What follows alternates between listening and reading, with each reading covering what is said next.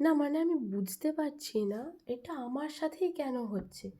আমি তো সরস্বতী পুজোর আগে কুল খাইনি কখনো। মানে হাউ ইটস পসিবল? আমি ভাবতাম বড়, বড় মানে কনটেন্ট ক্রিয়েটর, অনেক কনটেন্ট ক্রিয়েটরদের মুখেই আমি এরকম কথা শুনেছি যে তাদের নাকি পড়তে বসলেই হাগা পায়, খিদে পায়, ঘুম পায় ইত্যাদি, ইত্যাদি। তো আমি ভাবতাম এই কথাগুলো জাস্ট ফর ফান ওরা বলছে। কিন্তু না, এটা একদম সত্যি। আমার সামনেই 5th সেমিস্টারের পরীক্ষা, ঠিক আছে? তো আমি যখনই মন দিয়ে পড়তে বসছি তখনই আমার খিদে পেয়ে যাচ্ছে। আর না হয় মানে কি বলবো, সর্দিতে একদম যাচ্ছে তাই অবস্থা, হ্যাঁচো, কাশি, মাথা যন্ত্রণা ইত্যাদি, ইত্যাদি, মানে পুরো যাই তো কালকেই রাত 12টা বাজে আমি বিভিন্ন মোটিভেশনাল ভিডিও দেখে একদম মাহৌল বানিয়ে ভাইব এনে পড়তে বসলাম।